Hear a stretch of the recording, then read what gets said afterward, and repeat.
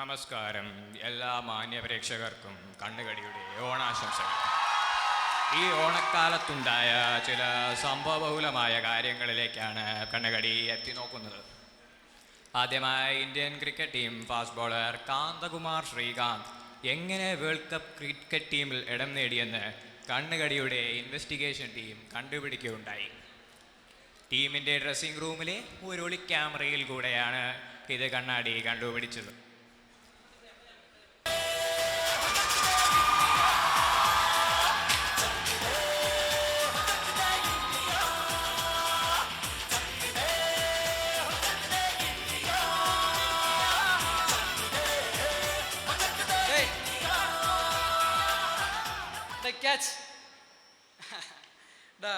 ഇത് കണ്ടിട്ടുണ്ടോ? നീ ഇങ്ങനെ ഒരു സെലക്ഷൻ ലെറ്റർ ഇതിനു മുമ്പ് നീ കണ്ടിട്ടുണ്ടോ? എത്ര കൊടുത്ത്? കോഴ കൊടുക്കൽ നിന്റെ പരിപാടിയാണ്. എങ്ങനെ ഒപ്പിച്ചല്ലേ? എടാ, നീ രാജയോഗം എന്നൊന്ന് കേട്ടിട്ടുണ്ടോ? എന്നാൽ അങ്ങനെ ഒന്നുണ്ട്. അതെന്റെ ജാതകത്തിലുണ്ട്. രാജയോഗവുമായി രാവിലെ പവാറിനെ എന്നെ ഡൽഹിയിലേക്ക് വിളിച്ചു. എടോ, എനിക്ക് വേൾഡ് കപ്പ് സെലക്ഷൻ കിട്ടി എന്ന് എൻ്റെ ഈ ബാറ്റിംഗ് സ്റ്റൈലൊക്കെ കണ്ടിട്ട് നമ്മുടെ പവാർണം പറഞ്ഞു, ഹേയ് താൻ തോന്നിക്കുട്ടാ, ഈ വേൾഡ് കപ്പ് കളിക്കാൻ ഇന്ത്യക്ക് വേണ്ടി വരുന്നോ എന്ന്. ഞാൻ പിന്നെ ഓക്കെ എന്ന് പറഞ്ഞു. ഈ ശരത് പവാറിനെ ഒന്ന് നന്നായി പരിചയപ്പെടുത്തി ഇല്ല, നിനക്ക് ഞാൻ നന്നായിട്ടൊന്നല്ല പരിചയപ്പെടുത്തി തരികേയില്ല. നിനക്ക് അഹങ്കാരം വളരെ കൂടുതലാണ്. ഞാൻ പാവല്ലേ? അല്ലല്ല, നിന്നെ ഞാൻ ഇടയ്ക്കൊക്കെ ഒരു ബോളറെ എന്ന് വിളിക്കുമ്പോൾ നിനക്ക് വല്ലാത്തൊരു ഇത്. നീ എന്തോ വിളിച്ചോ, ഞാൻ സഹിച്ച് കേൾക്കും. എന്തോ എടാ എടാ, ഈ വേൾഡ് കപ്പിൽ കളിക്കുന്നതെന്നൊക്കെ പറഞ്ഞ ജീവിതത്തിൽ ഒരിക്കലൊക്കെ അല്ലേ സംഭവിക്കൂ? അതെ, അതുകൊണ്ടാണല്ലോ ഞാൻ പോകുന്നത്.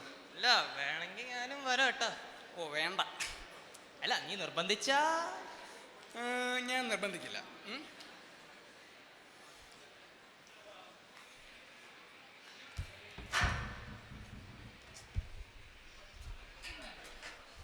ഇനിയിപ്പോ പേപ്പറൊക്കെ റെഡിയാക്കണം.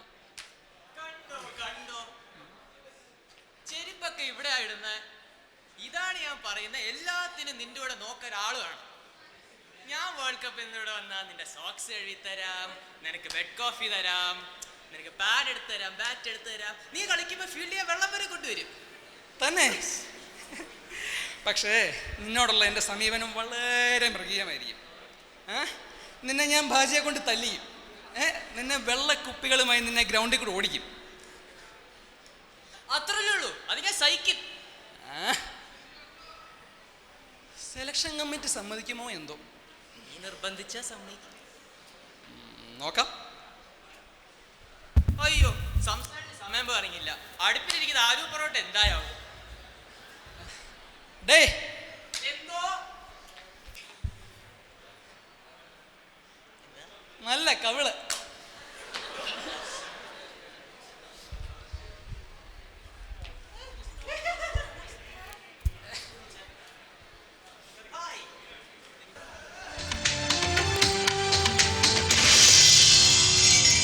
നമസ്കാരം. കണ്ണാടിയിൽ തിരിച്ചു സ്വാഗതം. അടുത്തതായി പ്രമുഖ വ്യവസായ നേതാവ് CB ഫ്രാൻസിസിന് പത്മശ്രീ കിട്ടിയിരിക്കുകയാണ്. നമ്മുടെ കറസ്പോണ്ടന്റ് നികേഷ് കുമാർ ലൈനിലുണ്ട്. നികേഷ് കുമാർ, താങ്കൾക്ക് കേൾക്കാമോ? ഇത് നികേഷ് കുമാറാണ്. പ്രാഞ്ചിയേട്ടന്റെ വീട്ടിൽ ആഘോഷങ്ങൾ പൊടിക്കുകയാണ്. ശ്രീ പ്രാഞ്ചിയേട്ടന്റെ കുറച്ച് വിലപ്പെട്ട സമയം കിട്ടിയിരിക്കുകയാണ്. ശ്രീ പ്രാഞ്ചിയേട്ടൻ.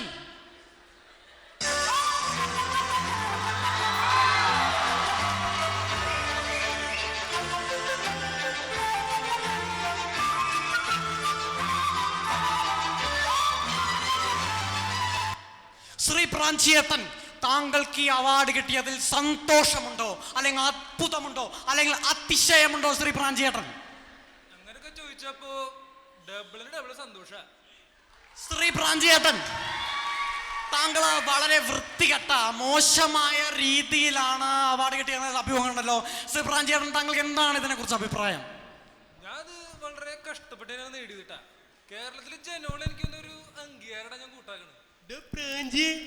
ഇതാരും നമ്മുടെ മേനല്ലേ കേറി പാടും മേനെ. എന്റെ അമ്മി നികേഷ് ഇത് കൊളാവും ഷുവറാ. ശ്രീ പ്രാഞ്ചിയേട്ടൻ, താങ്കൾ ടിൻചു എന്നൊരു മോനെ ദത്തെടുത്തല്ലോ. ഇത് മാന്യതയുടെ മുഖംമൂടി ഇടാനാണോ ഈ പ്രവൃത്തി? ഇതിന് ഞാൻ ഉത്തരം പറയാം. തൃശ്ശൂരുകാർക്ക് എല്ലാവർക്കും സി ഫ്രാൻസിസിനെ അറിയാം. അവന് പത്മശ്രീ ഉണ്ട്, ആരും കുറ്റൊന്നും പറയാൻ പോണില്ല. അവനൊരു പാവല്ലേ, അത്രേ ഉള്ളൂ. പിന്നെ എഡ്യൂക്കേഷൻ ഇല്ലായ്മ, അതിന്റെ എളിമ വേറെ. പിന്നെ സ്വന്തം മോനെ പോലെ സ്വത്തൊക്കെ എഴുതി കൊടുത്തത്, അല്ലാണ്ട് വേറൊന്നുമല്ല കേട്ടോ. മറ്റൊരു കാര്യം ശ്രീ പ്രാഞ്ചി, താങ്കൾക്ക് എഡ്യൂക്കേഷൻ ഇല്ല. ഇങ്ങനത്തെ ഒരാൾക്ക് എങ്ങനെ പത്മശ്രീ കിട്ടും ശ്രീ പ്രാഞ്ചിയേട്ടൻ? തന്റെ ചോദ്യങ്ങൾക്കൊരു സ്റ്റാൻഡേർഡ് ഇല്ല. താൻ എന്തുട്ടാ പഠിച്ചേ? MA communication. അതല്ല, താൻ എന്തുട്ടിനാ പഠിച്ചെന്ന്. നീ ഒന്നും പഠിച്ചിട്ടൊരു കാര്യമില്ല, കോളേജിന്റെ വിലകളെ. മറ്റൊരു കാര്യം ശ്രീ പ്രാഞ്ചിയേട്ടൻ, താങ്കൾ ഇതുപോലെ തന്നെ താങ്കൾ എന്ത് അച്ചീവ്മെന്റ് ആണ് താങ്കൾ എങ്ങനെ ഉയർത്തിയിരിക്കുന്നു ശ്രീ പ്രാഞ്ചിയേട്ടൻ ഈ അവാർഡ്? ഒരു മിനിറ്റ്, തന്നോട് സ്ഥലം കലയൊക്കെ നോക്കിയേ. വെറുതെ നീ 10ാം ക്ലാസ് തോറ്റത്. നീ എന്താ വെച്ച് അച്ചീവ്മെന്റില് നിങ്ങളിപ്പോ ഇത്രയും നേരം സഹിച്ചില്ലേ, അത് തന്നെ വലിയൊരു അച്ചീവ്മെന്റാ. മനസ്സിലായില്ല? മനസ്സിലാവില്ലടോ. തന്നെ പോലെ തന്നെ തന്റെ TV-കാർക്ക് മനസ്സിലാക്കാൻ ഇത്തിരി ടൈം എടുക്കും. അതിനെ കുറിച്ചിപ്പോ നമുക്കൊന്നും ചെയ്യാൻ പറ്റില്ല കിട്ടി. അപ്പൊ ശരി.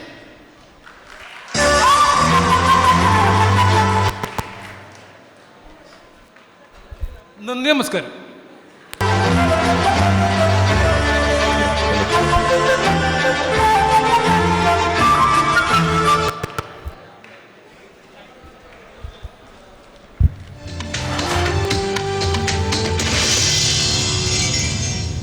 കണ്ണുകടിയുടെ അടുത്ത സെഗ്മെൻ്റായ വിചിത്ര കാഴ്ചകളിലേക്ക് പോകാം. കണ്ണുകടിയുടെ അടുത്ത സെഗ്മെൻ്റായ വിചിത്ര കാഴ്ചകളിലേക്ക് പോകാം. ഇതാ കൊച്ചിയിലെ അമൂൽ നീരത് സ്റ്റുഡിയോയിൽ നമുക്ക് കടന്നു ചെല്ലാം. ഇവിടെ ജീവിതം അമൂൽ നീരത് പടം പോലെയാണ്.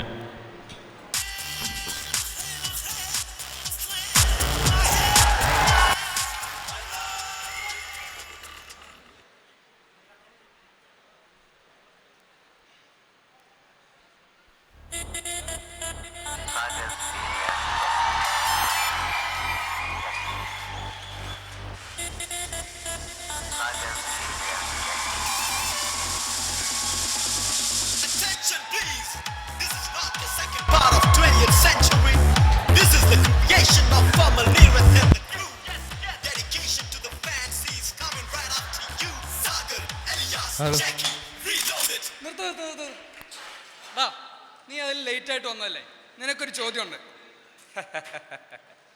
നമുക്കൊരു 1.5 ചോദ്യം ഉണ്ടെന്ന് പറ. നിനക്ക് സാഗർ എന്ന മിത്രത്തെ അറിയൂ, ജാക്കി എന്ന ശത്രുവിനെ അറിയില്ല. So see you in hell.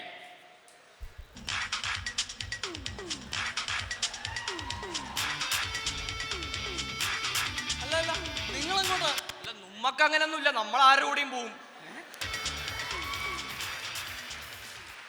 പിള്ളേരൊന്നും കാണുന്നില്ലല്ലോ.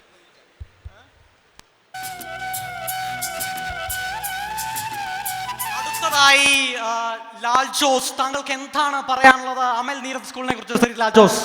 പ്രിയപ്പെട്ടവര്, മലയാള സിനിമയില് കുറെ നായികമാർ ഞാൻ കൊണ്ടുവന്നുണ്ട്. പക്ഷേ സ്ലോ മോഷൻ പരിപാടി എന്ന് പറഞ്ഞാൽ വലിയ സുഖമുള്ള ഏർപ്പാടല്ല. ഈ അമൽ നീരത് വന്നോട് ഞങ്ങള് കുറെ സംവിധായകന്മാരുടെ ആപ്പീസ് പൂട്ടി തന്നെ പറയാലോ. ഇതാരാ നമ്മുടെ ലാലു അലക്സ് അല്ലേ? എന്താ പറയണെന്ന് വെച്ചാ മല കയറി പോകേണ്ടേ, അവിടുന്ന് തലേ കുത്തി ചാടേണ്ടേ.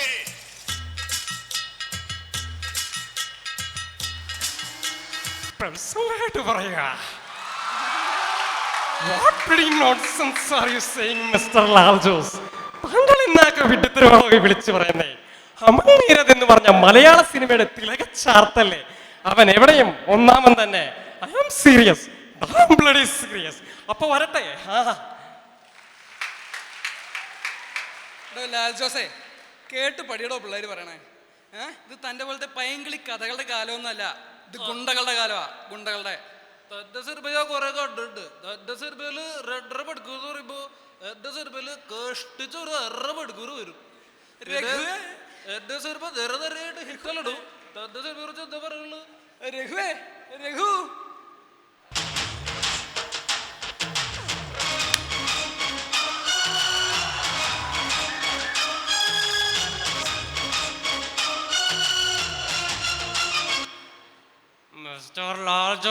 അല്ലേ?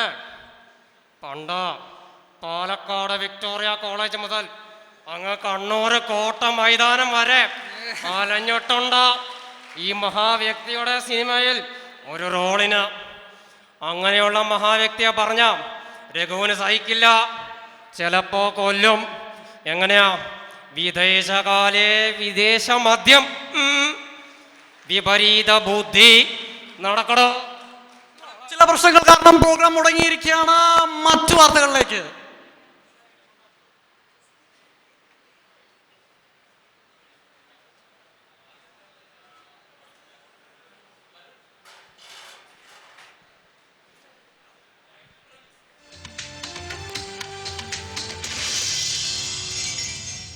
നമസ്കാരം. കണ്ണുകടിയുടെ അടുത്ത സെഗ്മെന്റായ തമ്മിൽ തല്ലിലേക്ക് സ്വാഗതം. PPP പാർട്ടിയുടെ വീരനേതാവായ PS കൊച്ചുതോമയും ഇപ്പോൾ ഭരണപക്ഷത്തിരിക്കുന്ന തോമ്മിക്കുഞ്ഞുമായുള്ള സംഭാഷണം ഇതാ.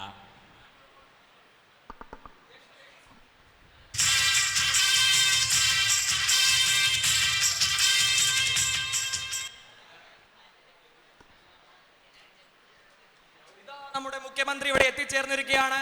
മുഖ്യമന്ത്രിയുടെ എന്താ നമുക്ക് മുഖ്യമന്ത്രി പറയുന്നത് എന്താ നമുക്ക് കേൾക്കാം, നമുക്ക് ചോദിക്കാം. മുഖ്യമന്ത്രി, താങ്കളുടെ ഈ വിജയത്തിനെ താങ്കൾ എങ്ങനെ നോക്കിക്കാണുന്നു? എന്റെ ഗവൺമെന്റ് രണ്ട് വളരെ നല്ല വിജയമാണ് നേടിയിരിക്കുന്നത്. എനിക്ക് വളരെയധികം സന്തോഷമുണ്ട്. താങ്കൾ വിജയിച്ചല്ലോ, ഇനി താങ്കളുടെ മാനിഫെസ്റ്റോ ഒന്ന് വിവരിക്കാമോ? അതായത് എല്ലാ പഞ്ചായത്തുകളിലും എന്റെ ഗവൺമെന്റ് 1 രൂപയുടെ അരി എന്ന വിപ്ലവകരമായ ഒരു സംഗതി കൊണ്ടുവന്നിട്ടുണ്ട്. കേരള ജനങ്ങൾക്ക് വളരെ നല്ലൊരു കാര്യമായിരിക്കും. ഇതാ നമ്മുടെ പ്രതിപക്ഷ നേതാവ് ഇവിടെ എത്തിച്ചേർന്നിരിക്കുകയാണ്. ഇതാ പ്രതിപക്ഷ നേതാവ് എന്താ പറയാനുള്ളത് നമുക്ക് കേൾക്കാം. വീണ മണ്ണിൽ നിന്നുയർന്നു വന്ന പൂമരം ചേതനയിൽ 100 പൂക്കളായി പൊലിക്കവേ നോക്കുവിൻ. ഒരു 2 സീറ്റിൻ്റെ വിജയം തന്നെയാണോ എന്നാണ് എനിക്ക് ചോദിക്കാനുള്ളത്. മുഴുവൻ പറയാൻ വിടൂ. അതായത് പാലക്കാട് മുതൽ കൊച്ചി വരെ പബ്ലിക് ടോയ്ലറ്റുകൾ, അതായത് എന്റെ ഗവൺമെന്റ് പബ്ലിക് ടോയ്ലറ്റുകൾ വെച്ചിട്ടുണ്ട്. അത് കേരള ജനങ്ങൾക്ക് വളരെയധികം ഗുണമുള്ള കാര്യമായിരിക്കും. പാലക്കാട് മുതൽ കൊച്ചി വരെ പുതിയൊരു റെയിൽവേ ട്രാക്ക് ഇട്ടല്ലോ, അത് തന്നെ പബ്ലിക് ടോയ്ലറ്റ് അല്ലേ? മുഴുവൻ പറയാൻ നിങ്ങൾ സ്മാർട്ട് സിറ്റി കൊണ്ടുവരുമെന്ന് പറഞ്ഞു, കൊച്ചി മെട്രോ കൊണ്ടുവരുമെന്ന് പറഞ്ഞു. കുറെ അറബികൾ മലയാളം പഠിച്ചു എന്നല്ലാതെ നിങ്ങൾ ഒന്നും കൊണ്ടുവന്നില്ല.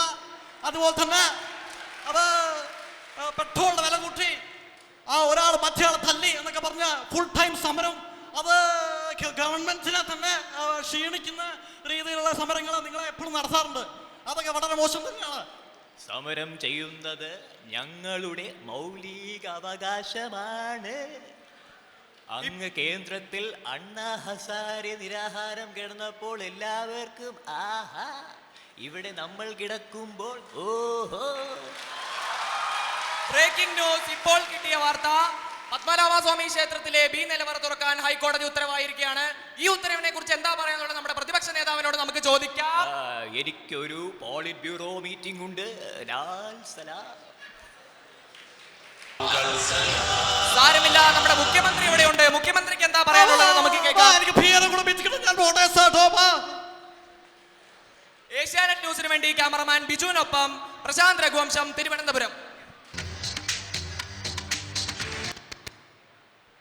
നമസ്കാരം. ഇനിയും അടുത്തത് കണ്ണുകടിയുടെ എഴുത്തുകളിലേക്ക് കടക്കാം. മാന്യ സുഹൃത്തെ, കണ്ണുകടിയുടെ ദുരിതാശ്വാസ ഫണ്ടിലേക്ക് ഞാൻ 2 മാസം മുമ്പ് 2 ലക്ഷം രൂപ നിക്ഷേപിച്ചിരുന്നു. ഇപ്പോൾ സാമ്പത്തികമാന്ദ്യം മൂലം എൻ്റെ ജോലി പോയി, നാട്ടിലാണ്. അതിനാൽ ആ 2 ലക്ഷം രൂപ തിരിച്ചു തരണമെന്ന് ഞാൻ അഭ്യർത്ഥിക്കുന്നു. ഇല്ലാത്ത പക്ഷം ചില ആൾക്കാരെയും കൂട്ടി ഞാൻ നിങ്ങളെ കാണാൻ വരുന്നതാണ്. ഒന്ന് പോടാപ്പ എന്ന് സ്വന്തം അർജുനൻ.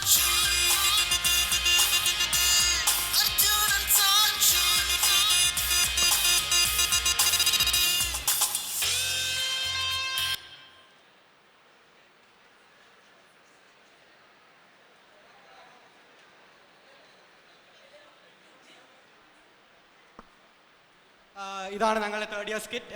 അഭിനയിച്ച എല്ലാവരെയും ഞാൻ വേദിയിലേക്ക് ക്ഷണിക്കുന്നു.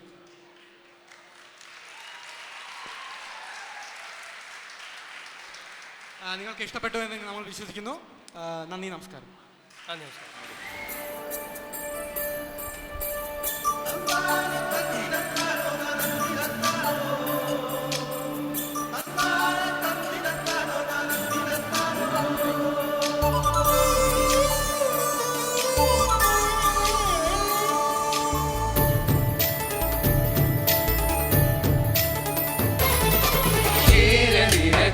ാടുന്നൊരു ഹരിത ചാരുതീരം, പുഴയോരം കളമേളം കവിത പാടും തീരം.